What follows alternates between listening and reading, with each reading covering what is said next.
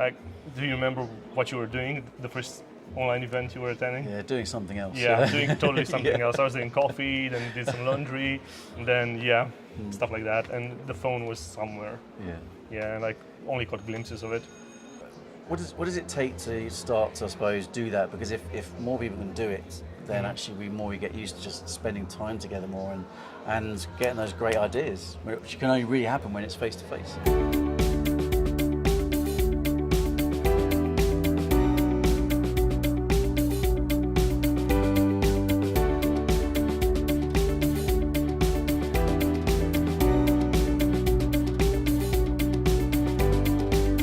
We got a heads up.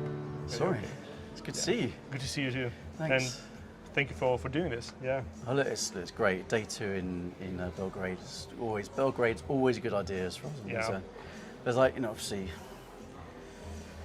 I wanted to talk to you about events because you are the EBCon Wizard. I think that's what it says on LinkedIn. It says on LinkedIn. Yeah. So I think it's really want to talk about events, and actually they can be large events or they can be small events, but the importance of doing events, especially obviously post-COVID, during COVID, where everything was online. What's your kind of view on that in terms of getting people together? Well, when we first thought about EBCon, there was no COVID, and we were like, okay, let's try to make an event, and we wanted to focus on learning basically with the whole thing. Okay.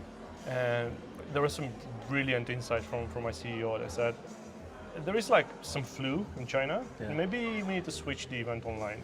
Okay. Just think about that, it's probably nothing. Yeah, that was in September. And we had in the back of our minds just maybe we need to do it online due to that. And of course, COVID hit. And the first 3 iterations of, two iterations of EBCon were basically online. Yeah, and it's difficult to get people engaged. Luckily, we had a great platform, but the moment the restrictions lifted, we're leaving everything that means online behind. And not to say that the people here at Emmple are not doing a great job, because the online part is really fun. I remember last year I watched the event online from Sinaia town in Romania. Yeah. It was brilliant because they engage you with what they're doing with the Menti and the questions and everything like that. Yeah, but we thought about going cold turkey, just delete the whole online part and forcing people to come and join us for a live event, because it's a lot more personal in some way. I was talking to you a bit earlier down the hallway. Like, do you remember what you were doing, the first online event you were attending? Yeah, doing something else. Yeah, doing totally something else. I was doing coffee, then did some laundry, and then stuff like that. And the phone was somewhere. Yeah, and like only caught glimpses of it. Yeah. So, do you think because when I went to IHR in London last week, and afterwards I got so much energy from it. Yeah. And I was just saying to people on LinkedIn that, actually, it doesn't have to be a big event. It could be any size event, but just start getting people together to do in-person events. In-person get-togethers.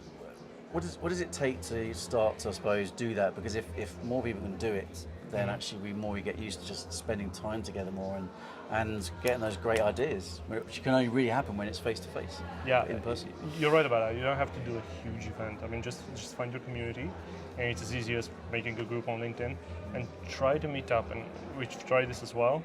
Just make every month or every 2 months, we're doing a little gathering at a pub, or we're doing a rooftop dialogue, we call them. Yeah, nice. And we talk about, pressing issues, or anything they want to talk about, EB related and HR marketing related. And it's really fun. And how we've been doing it, I told you, we're first giving them the drinks to loosen up. Yeah, good idea. And then we talk about what concerns us, and new ideas and stuff like that. So just start from somewhere, and they are valuable. And if you're doing smaller events, you can do them monthly or every 2 months or every 3 months, and they still bring a lot of value. Yeah. What about when it comes to the big events, from Serbia to Romania? Yeah. So tell us about EBCon then. EBCon it's pretty big. We're close to 500 people, so the venue is huge as well. And we did get some really fine ideas from the people here at Emmple with how they do and how they manage the breaks and the networking.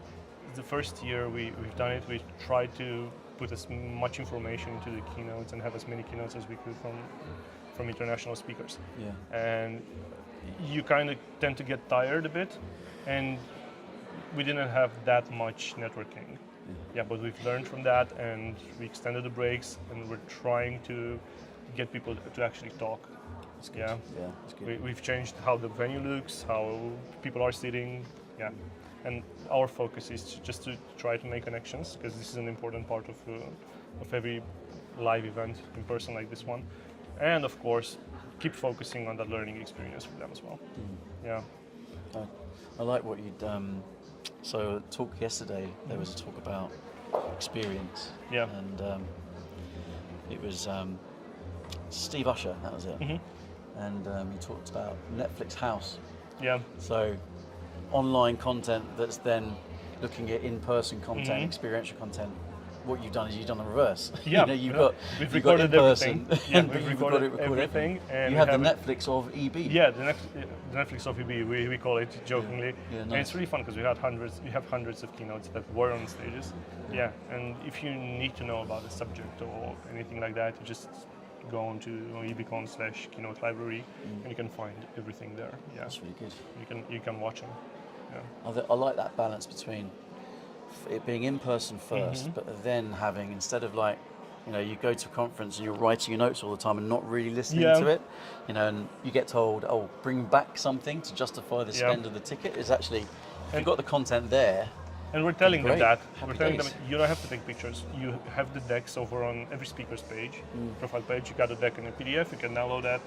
It's fine, and then you get the whole video of what happened. It's good. Yeah. It's, really so good. it's easy. Just focus on this, and then if you want to take notes, you can do it later at home. Yeah. Good stuff. But it takes us a bit to upload them. It's like a couple of weeks after the event. I bet. And, a few terabytes of data there, to go through. Yeah. And just cutting them and making them perfect and syncing everything. But yeah, in the end, it's a really nice product to go through. Yeah. Well, look, coffee break's nearly finished. People are starting to get back in their seats. So, thanks very much. We'll get on with the rest of the day. Yep. Cheers, man. Still halfway there. Let's go. Cool.